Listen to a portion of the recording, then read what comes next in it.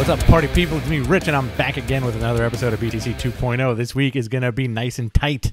I chat with Wyatt Kennedy, writer of Bolero, out from Image Comics. If you love comics, you're going to love this book. It's nutty. Anyway, here's me and Wyatt. Hey, guys, welcome to the show. Wyatt Kennedy. Wyatt, what's going on, man? Oh man, not much. I am just mellowing out right now. We are in the crunch time for issue 3 of Bolero right now, so I am pulling my hair out. Listen, man, that's awesome. Like I said before we started this, like, what a strong number one. Let's get into it. Like, Image delivers on a lot of fronts, but I immediately felt the need to reach out to you to get this interview done. You're not on social media, so I found Luana Vecchio. I emailed her. She said, I can't do it. There's a language barrier, but here's Wyatt's email address, and here we are. Oh man. Well, it's funny. I am on Instagram. Okay. But I am very, like, only until recently. I can't remember who it was that tried to reach out to me. There was there was someone in LA who reached out to me to talk to me, and they DM'd me and they were like, sorry, I don't know what your email is, so sorry if this is inappropriate. And I was like, I should put my email somewhere so people can find me instead of being this hyper secretive weirdo. But thank you so much, man. That I hesitated to try and capitalize on, a couple days ago being Valentine's Day and making some kind of like, Bolero is great if you're single on Valentine's Day kind of joke. Yeah. You should have done it, man. How have the sales been for the book? The sales have been good. The debut issue did incredibly well. We sold about 20,000 copies, Wow. Which for a number one, is very good. And the critical reception was, leaps and bounds what I imagined. I always felt confident in the work I was doing for the most part. I always knew that Luana's work was always going to be celebrated because she's just, a genius. And I always like email her and I'm always like, you future Eisner winner. Because she's great. And, my best friend and mentor, Brandon Graham, on the lettering, like I'm just glad that all of the reviews that I've found specifically highlight like them individually and what they do to create this book, because I literally would not, like, this thing would not be what it is without them at all. So I'm just grateful. It's a fascinating thing that you say that. Obviously, with a lot of books that come out, especially like independent books, it's the creative process and the creative team. After reading the number one, like for me personally, I was like, man, this is just an all around great start to whatever this is going to become. What was the impetus for you to do this? Like, how did you pitch it to Image? Like, just talk me through the process. It's really unremarkable. I'm a nobody by the grand scheme of things, and I'm really comfortable with that. Even like the amount of people who followed me on social media on my Instagram, was like, a teeny blip, because I'm a very difficult person to find sometimes. And I got some DMs from people who were like, hey, like, this was your first comic, because it is. I think one of the first things that I should be completely upfront is I have no prior comic experience whatsoever. This is my first one, like out of the gate. My first time published with anyone is an Image. I'm incredibly lucky. And basically what happened is that, like, this started off as a short film that I wrote in college. Oh, wow. Like 6 years ago. Yeah, 6 years ago I wrote it. I wrote it because I was going through a breakup, and me and my ex were still like trying to be on good terms. And she always liked the scripts that I had written. And sometimes I just write them just to like entertain her, just to be like, hey, let me see if I can just like write something to make you laugh or something like that. Yeah. And I wrote this one like while we were together, and then finished it after we were broken up, and I sent it to her because we were still friends. And she really felt, obviously a very personal connection to it from, the baggage of our relationship, because I was writing about us, but, just a bevy of relationships. This book is just the, it's the past, like, I don't know, 10 years of relationships in my life kind of compressed into one book. And I sat on it, and funny enough, it actually started off as a time loop story, like Groundhog's Day. All right. Wow. And which is so funny to me, because if it started off as time loop, and then in 2018, I met my best friend Brandon Graham, who Mm. got me into comics and kind of like is my mentor, shepherded me in all of these ways. And it stayed a time loop concept for a really long time. And then I don't know what clicked. I think it was a combination of writing time loops and time travel is hard. Yeah. And also it kind of limits visually what you can do in a comic. Okay. Because I don't think, I'm lucky in that, I live in Portland and I hang out with like really great illustrators like, Mm. Brandon, Jim Mahfood, who's the variant cover, Stephen Green, who's on Sea of Stars with Jason Aaron. Right on. And, hearing illustrators talk about like, what it is that they love about the job kind of reinforces you for a writer, like, oh, this is what I want to make like this great experience for the people I'm working with. Mm-hmm. And they were always like, please don't make us draw the same thing over and over again. Like if you're gonna do like one location over and over, that'd be a nightmare. And I was just kind of like, ugh, why would anyone want to draw a time loop like the same thing over and over? And then just something clicked and I was like, oh, what if it was multiverses and I could just get as weird and as like big as I want in scope. And by that point, like I wrote a version of the comic, like it had gone through so many different short film, even like a TV version script, like all this other different kind of stuff. And then the comic like doesn't even resemble what that first script was like in its inception. Like it's just so far removed. Mm-hmm. And I sent it to Brandon and he liked it. And he was like, go and find an illustrator, online. There's something very exciting about finding new blood. Like really like there's something really exciting about the industry to get like just completely like untested potential, like who knows what could happen. Like retailers especially are really into the idea of like, I don't know, let's see what this is, it's could be something to bring people back. And in 2019, I started my hunt and I sent about 60 emails and I got 6 answers. Wow. And none of those worked out. Even of the 6 that answered, none of those worked out. And Wow. then 2020 happened. I had relocated from Vegas, where I was living at the time where I first met Brandon, to Portland. And then kind of being, in this town, which is very much like the image epicenter for a lot of creators. Like I just hung out with Greg Rucka a couple weeks ago. Great dude. Love talking with him.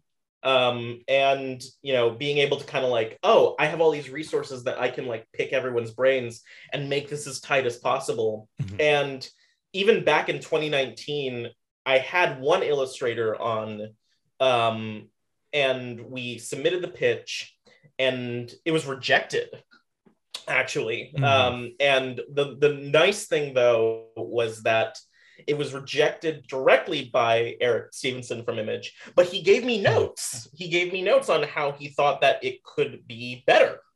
Wow. And so I just like, I took that and I hunkered down and then I continued to work on and off of it for like a few years. And then when I got to Portland, it was midst of pandemic. These were still the early days, I was just like, all right, let's kick up the search again, and back on, Twitter and Tumblr and Instagram, just trying to find illustrators.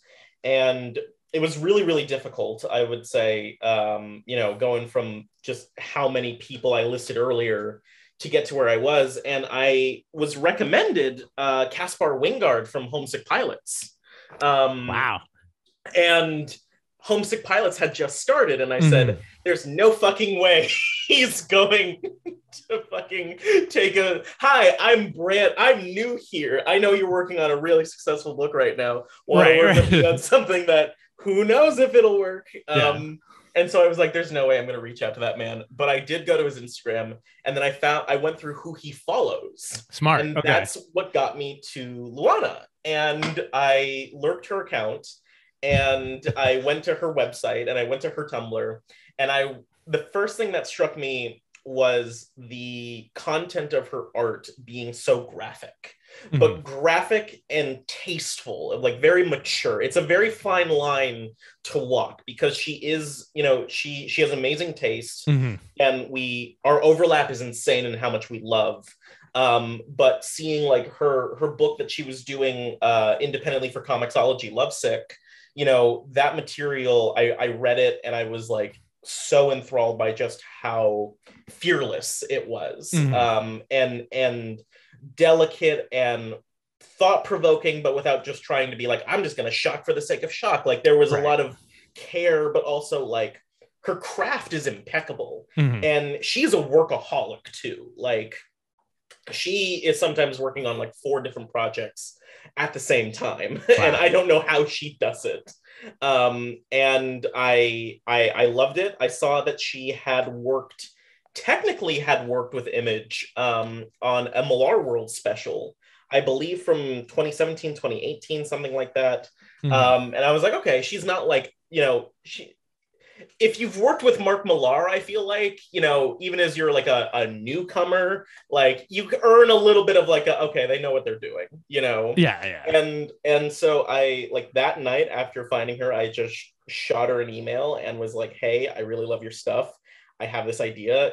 Here's a script. Let me know what you think. And like within, I don't know, like 2 hours, she read it and was like, I'm game, let's do it. And she was wrapping up an obligation at the time, and was still being proactive and started doing like character designs and everything. And then the really unremarkable part is that like we just made the Image standard, you need like, I think it's like 5 to 6 preview pages, like a cover concept, an overview of what it's going to be. And then we shot it out there, I believe at the end of January last year. We shot it at the beginning of January. And I was really anxious because, once again, I've never done this before. Right.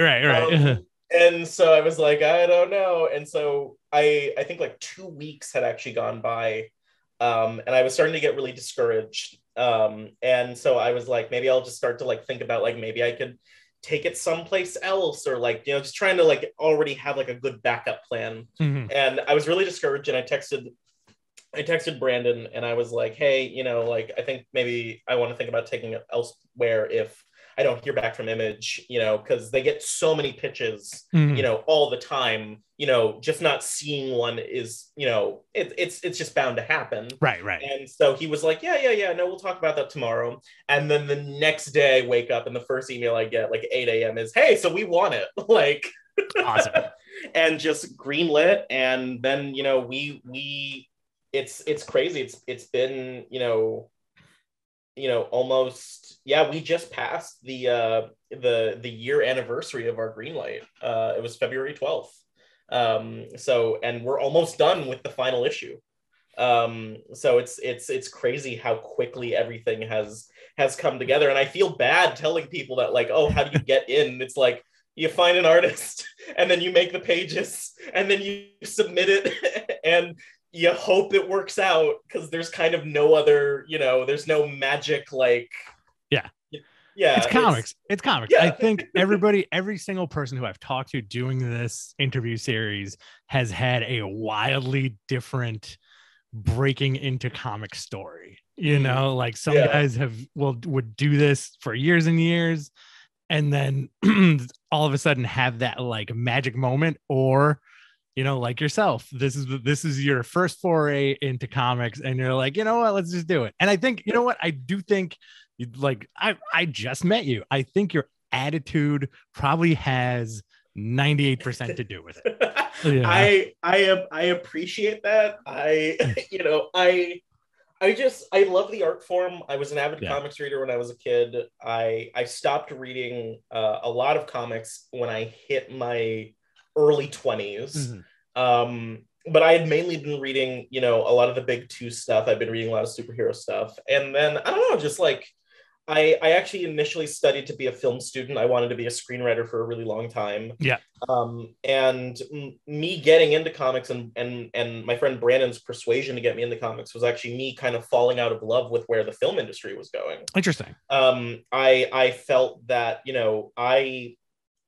I graduated high school in 2012. Okay. Which, was the year that the first Avengers movie came out, which is insane to think about that, like, oh, it was only 10 years ago. Yeah. But, if you looked at movies back then and you looked at movies, you looked at TV, there was a lot more possibility then. And now it's just gotten, and not even just because of like IP's sake, but the streaming wars, just so many things make it a less artistically desirable venue, no matter how hard it is to get in. Because, getting into comics is also pretty difficult. It Yeah. can be incredibly difficult. And I'm lucky that it went as smooth as it did. But, working in comics and working on the various projects that I am right now, Bolero included, the level of like freedom that there is and the level of freedom that Image, encourages to be like, hey, like lean into, whatever, if this is going to exist forever and your name is going to exist on this forever, just go for broke, man. Like make this your thing. Plus, I will say this, it is a very thick book, which is honestly like one of the things. Like, listen, I'm a big nerd. I go to the comic store every week. I pick up my books every week. I do like my previews pull list, and my store orders like everything. Like you said at the beginning of our conversation, you were like, oh, somebody might order this, etc. You have to kind of make it like enticing for retailers to order. Yeah. So, there was a big stack of these. I was like, you know what? This is a giant book. It looks great. I don't know who anybody is. Let me buy it. And it was awesome. Like what does coming from that kind of like screenwriting film background, did that make you want to do such a big first issue? Just like, with, a lot of descriptors, a lot of like, exposition, etc.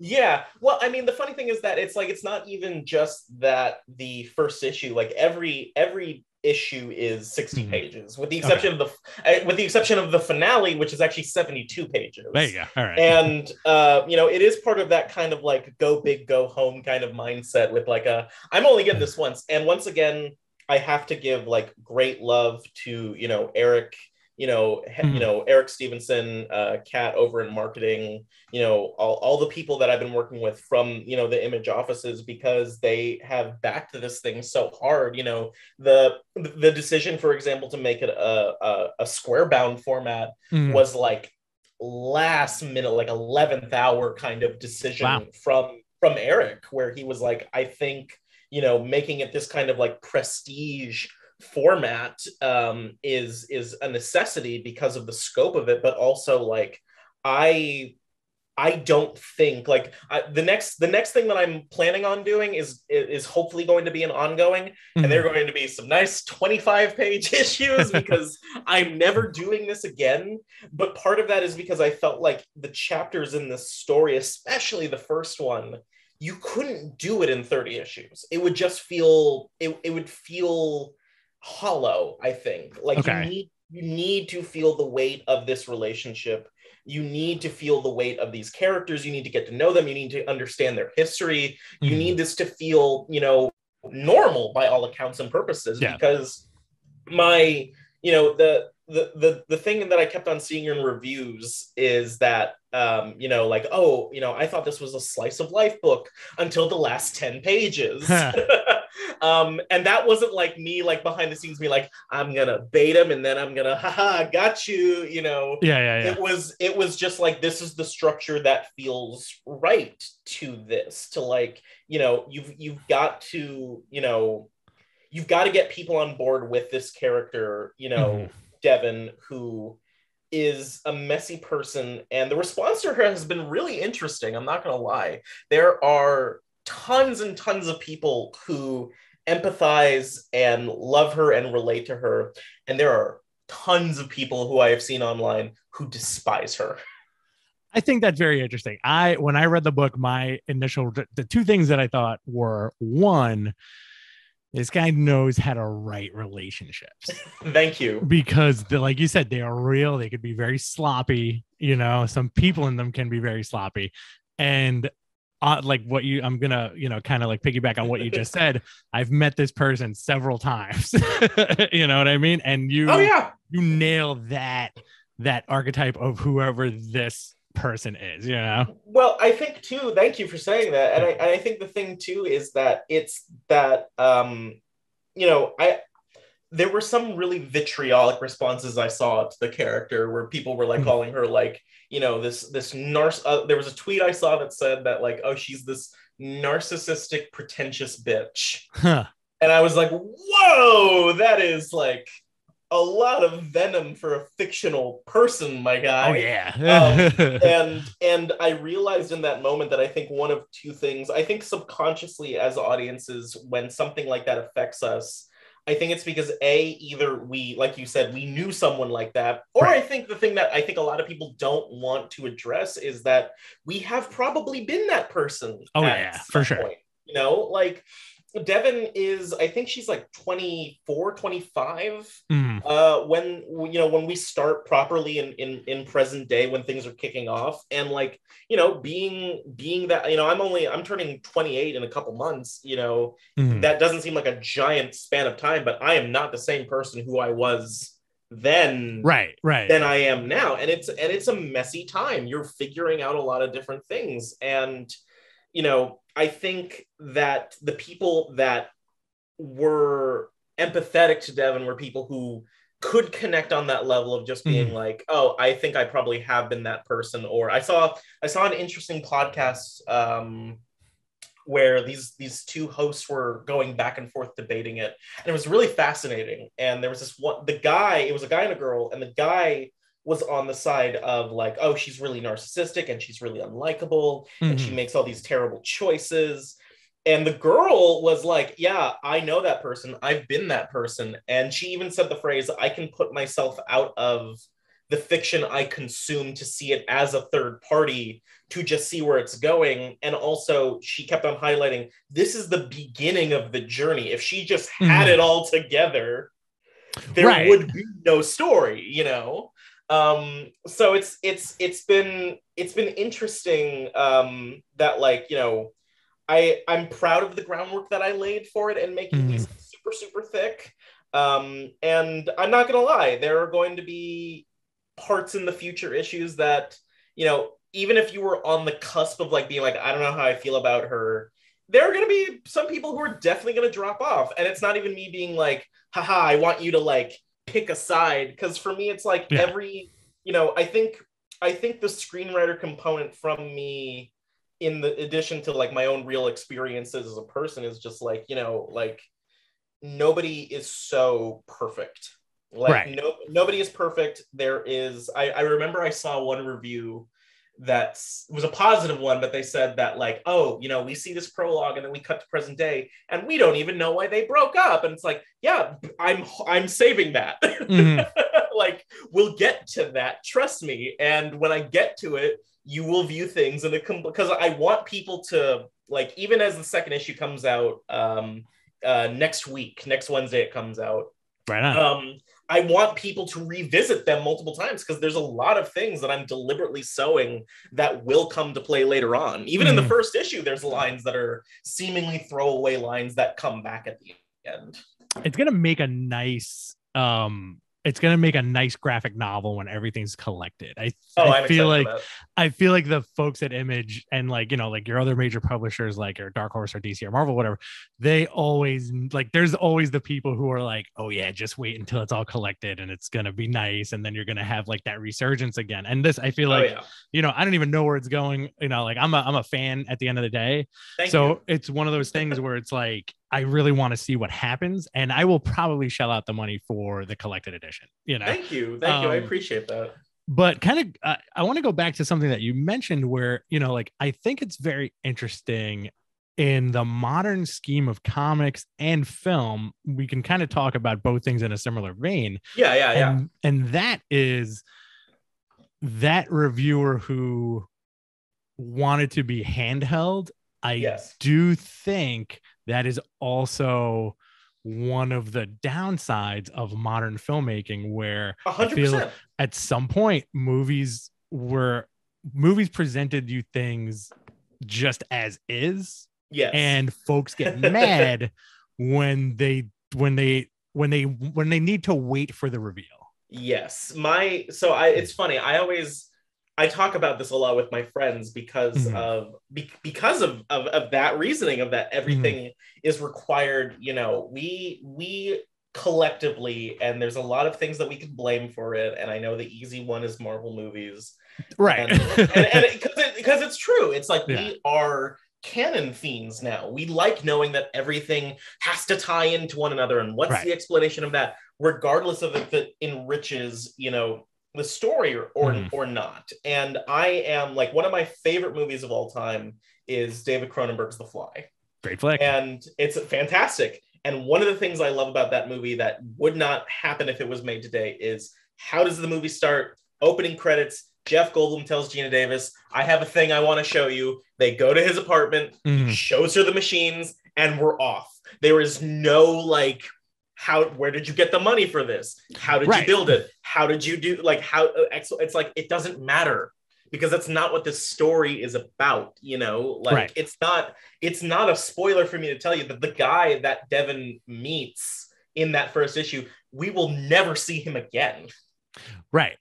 Like, because I've had people like, who is he? And I'm like, he told you who he was. He was a dude that was running away from his family, and he fucked up.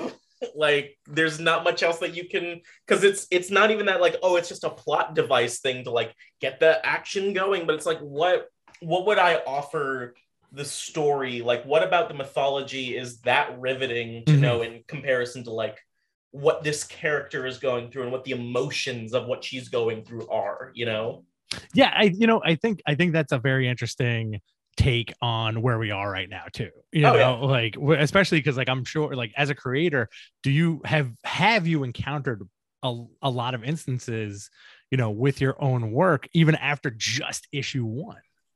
Yeah. 100%. It's you mean of like people wanting to know like how XYZ, like how does this and this and this, like, yeah, like give like, I need the Bible for every single thing that happened.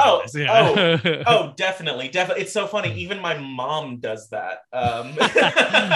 My mom will literally like read a thing that I've done, and then we'll like pick up on like some completely innocuous detail and just be like, why did you pick that? Like, what's that about? And I'm like, I just did it because I thought it was neat. Yeah. And it's like, that's like, I don't know, it's underwhelming, but I think it makes audiences, it makes them miss the forest for the trees. Absolutely. And I think like I was really grumpy a couple days ago, and on social media I posted these two Instagram stories where I just wrote about how I think that a lot of modern art criticism is kind of falling to the wayside because we're not willing to engage on the emotional and thematic level of things. We look at these things as math now. Yes. We look at why, here's it's the CinemaSins thing of like, here's 120 reasons why X is the worst thing ever because of this. It's the same reason why screenwriting books like Save the Cat blew up. It's like this very like, everyone likes to say like, oh, it's the formula that's the bad thing. And it is, but it also bleeds into criticism of art as well. And people who say like, oh, this thing didn't explain to me this like tool that this character uses, then therefore this is a bad story. And it's like, sometimes it just is. There's a difference between betraying like continuity and character motivation, and then there's other times where it's just like I don't care, like if like I was thinking about like in hindsight how silly it is that, I don't know if you remember when Dark Knight Rises came out. Oh, and there was that complaint when Bruce gets out of the hole and then he gets back into Gotham, and people are like, how did we didn't even see him get back. And it's like, figure it out. Did we need a 45-minute sequence of him going to the nearest embassy and then like proving that he's Bruce Wayne and then taking a commercial flight back to the nearest city to like grab a boat? Like, no, it just, we go there because it's about, if your takeaway from that is, how did he get back to the city, and not like, oh, Batman is back. He is like literally figured, like he has rebuilt himself and he's ready to like take back a city. It's like, you can watch something so wrong. Right. Yeah. You don't need to see the guy be on a plane having like a champagne or an iced water. It's fine. It's okay. I think, you know what it is, like for me personally, I do think like as connected as we are by these things that we have in our hands and in our pockets, and that, there is a huge blessing to it. Like, you're 100%. You're on the other side of the country. I'm able to do this to you from New York, and we have a clear Wi-Fi signal, and we're both looking at each other right now, and we've never met, right? What part of New York, by the way? I'm in Queens. Hey, hometown. Oh, get out of here. We're in Queens. Oh my God, I was a baby. I left when I was like 5, but I Awesome. moved from there to moved from Queens to St. Petersburg, Florida. Oh, right on. Cool, man. All right. Yeah, So weird jump, but I don't like to tell people that I'm from Florida, so I will always be like, "Hey." I've met a lot of Floridians who do the same thing. It's why would anyone be prideful to be like, I'm from Florida? That's so interesting. And yeah, so like look at that perfect little interaction. Our connective devices made it happen. But as much as people get connected, I do think it really has made people a little bonkers and has separated us fully, especially with complaints about art and any kind of art form, why did this happen, or what is that thing, drives me personally crazy from fandom. And it seems like there's a lot of that, going on. Now, before we started the interview, you, again, with the connectivity thing, I'm going to try to use that as connective tissue. You said that you never met Luana Vecchio face to face, and it's just been over emails, I'm assuming. Only emails. Wow. It was, I think it was maybe even 3 months before she knew what I even looked like. Oh, wow. And the only way that she found that out was probably by seeing one of my Instagram stories. That's fascinating. Yeah, no, we just it was purely by email, and it's amazing how, easy she is to work with, easygoing she is as a person. Her dedication is immaculate.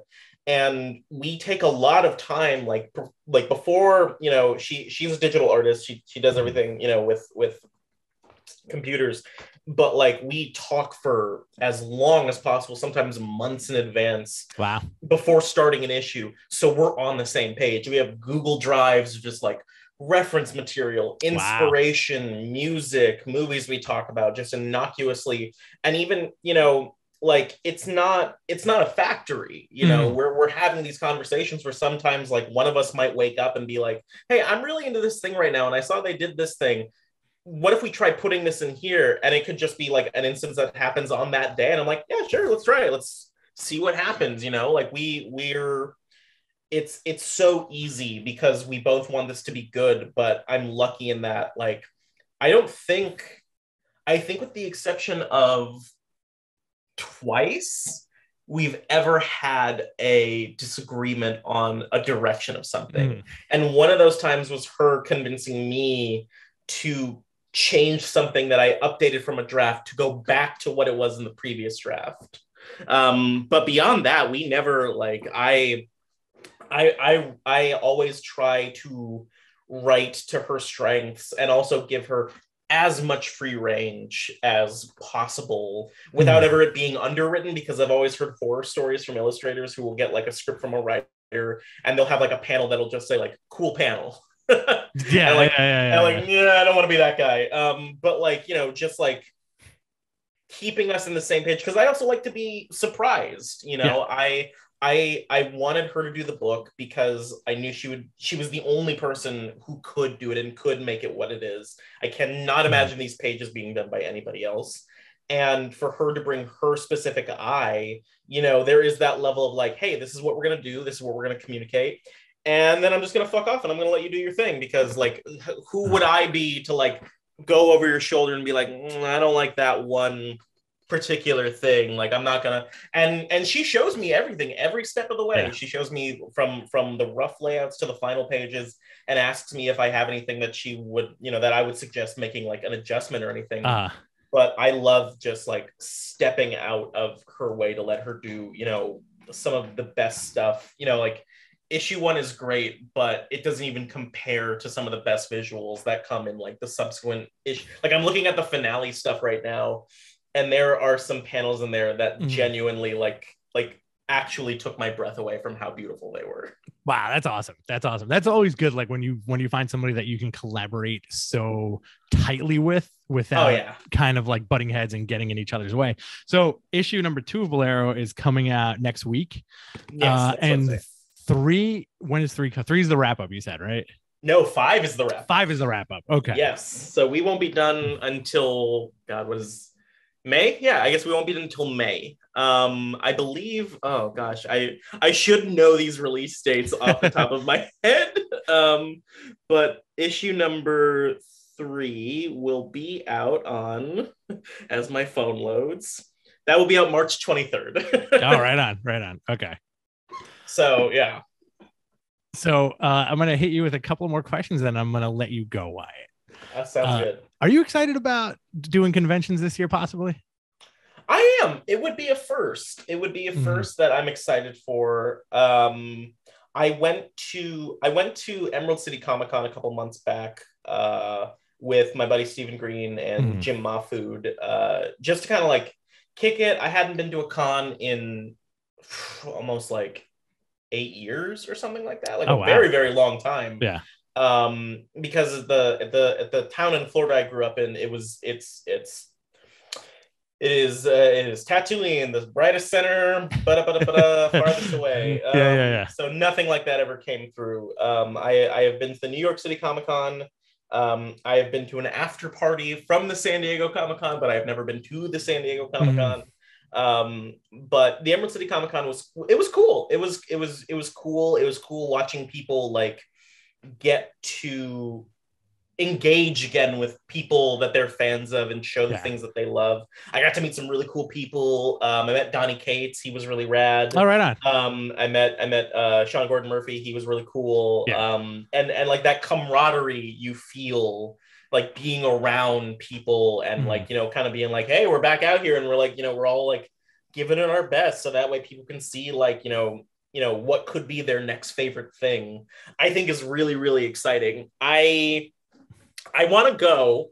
I don't know if a part of me is like, just realistically, I'm like, I'm probably going to need a few other things under my belt before being seen as any kind of like a hey, do you want to get a table? I'm like, for my one book? I mean, I guess. But I look forward to the day of like legitimately having like a bunch of cool stuff to show off and like get to meet people. And it's been nice seeing like, you know, really, really nice fan comments on stuff on the internet. Even if they're not able to reach me directly, if they write a nice thing about me that I'm able to find, it's like, oh, that's nice. So being able to like extend that in person and like actually get to meet like an in-person fan of something that you made, it's like, why wouldn't you want to like, you know, be around that? Yeah. Wyatt Kennedy. Yes. What is your favorite sandwich? My favorite sandwich is a patty melt. Ooh, right on. That's a good sandwich. There's a great place in Portland called Snappy's. They make a fantastic patty melt, so I recommend that and very, very much. I do think I feel like I've heard that name before. I do know a lot of folks that are out in Portland. A few of the Dark Horse people that I am buddy with are out there, and I feel like Snappy's may or may not have been mentioned. It's so good. Are you in like Portland proper? Or are you like I'm in the thick of it? I'm in the thick. I literally live 15 walking minutes from the Image office. Oh, that's awesome. Yeah. Ironically, I've still yet to walk in. Everything is still obviously very remote. But it's nice to be like, hey, I live near my work. That's pretty cool. You should go there and just really, really go nuts and be like, do you have any idea who I am? They would not care. They would not care in the slightest, or worse yet, they would look at me and go, we made you. Oh my God. And I would be like, yes, thank you. When do you need these things turned in by? What do you see I don't want to say like, where do you see yourself in 5 years? But clearly you have a lot of stuff in the tank, like where do you see, do you have anything working on that's like post Bolero? Because it seems like Bolero is like a very, very in-depth project. It's funny because I hit a period of Bolero where I always think like, and now it's out of my life. Like when I wrote the final draft for the final issue, I was like, it's done. Now there's nothing else to add. And then going through the actual post-production phase and being like, I got to change some stuff. I am a I don't want to say I'm on the same level as someone like a Kanye West who's like, Mm, I put out an album. Wait, it's not done. I gotta make some changes real quick. But even up to the lettering phase, sometimes there are yeah. whole bits of dialogue I'm throwing out and making changes to. But I treat kind of I'm sure I will get better at it with time, but I kind of treat all of my projects that way, where I'm like, it can always be better, or I Yeah. want to get it as like, as good as it possibly can be, to where if I hold it and I look at it, I won't just like recoil in disgust. But I have, so, Bolero, that's going to run until May. April, me and Luana are in the Image 30th anniversary anthology that's All right going to on. come out over the year. We're in issue 1 alongside Jeff Johns Mm. and Mirka Andolfo, which is like some nice company That's pretty cool. to be sandwiched Yeah. in between. So that's pretty rad. And so we have a 3-part anthology story coming out then. I hesitate to make any announcements because, much like anything in the entertainment industry, it's like, oh, we're developing this, and then the next day it could be like gone like that. Right. But there is a thing that I'm working on that I have been working on almost as long as Bolero, that is planned to be an ongoing. Mm. And hopefully, I hope this isn't over talking anything. But my buddy and basically like my missing brother, Luigi Formasano, Mm. who does some of the diary comics in Bolero, he's going to be the illustrator on it. Wow. And I once again, I hesitate to say anything because if it gets ripped away from me, I would hate to be like, but I will just describe it as it is like a supernatural Childish Gambino album mixed with Studio Ghibli.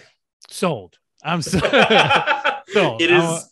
I want it. It's one of the weirdest things I've ever done. Yeah. And there are, I think if we are gonna go like full on like, oh, what would you like to do? I will just put it out there right now. I have like as if I'm on like a table right now, just like in front of them. I'm like, DC Comics, I have a Jonah Hex story I really, really, really want to do. Oh yeah. I've had it in the pocket for like a decade. Mm. I told it to someone recently. I told it to another illustrator very recently, and he was like, "I would murder to do that." Right on. It is something I feel like, especially in the advent of like the cool stuff they're doing with the Black Label right now. Right. Doing something that is like non-canon would be really cool, and also just kind of like throwing it out there as if like what's the worst that can come from it? I would really, really like to write Miles Morales at some point. Cool. That's something to shoot for, right? I know that's like aiming for the stars, but like there is I would really love to do Miles Morales in the vein of the best elements of the J. Michael Straczynski Spider-Man run.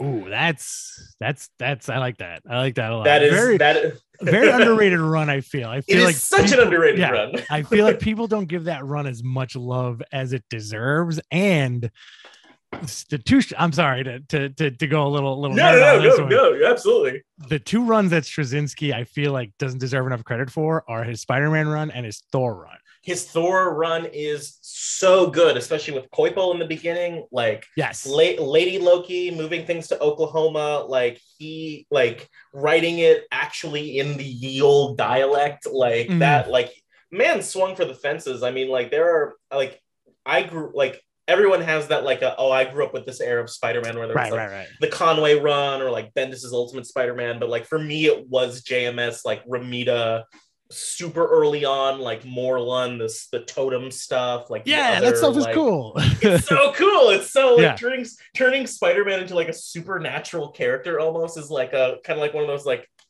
but I would love to do and grounding, and that's another thing, like going back to the relationship aspect with Bolero is that like that reading JMS writing Peter and Mary Jane, and I believe he co-wrote a lot of their scenes with his wife. Oh, interesting. Okay. and their relationship in that book always felt so authentic. Yes. And it never felt it never felt soap opera-y.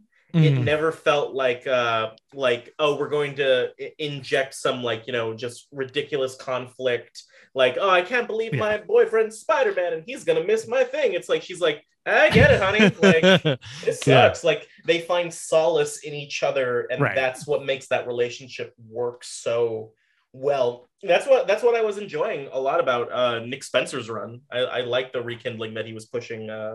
He was pushing them to. But I've since working on Bolero, I have not been able to keep up with so many things. I have no idea what's going on in so many comics right now. Yeah, I can imagine. You know, like I feel like every creator I talk to is basically saying like the same thing, where it's like, I put in 10 hours a day of work and then I have barely time for myself apart from like the stuff I'm writing or drawing, you know? So it's a fascinating industry. And I also think like, I do think you, and listen, I just met you. I do think you'll get that Marvel and DC or DC gig. It's interesting that the big two is, it's almost, from what I hear from like all the people I've interviewed, it's like a mafia almost, where it's like you can't pitch it to them, but they'll find you somehow. You know what I mean? I was talking to the lovely and just incredibly smart Greg Rucka, and it was the first time that we'd ever met. We got coffee, and he was a fan of Bolero, which I was like, fucking Greg Rucka, wow. And you know, like, I was like, I grew up reading Gotham PD, like, that's crazy. And like very early on, we're just sipping our coffee, and he just goes, so have DC contacted you yet? And I was like, no. And he was like, give it 2 to 3 months.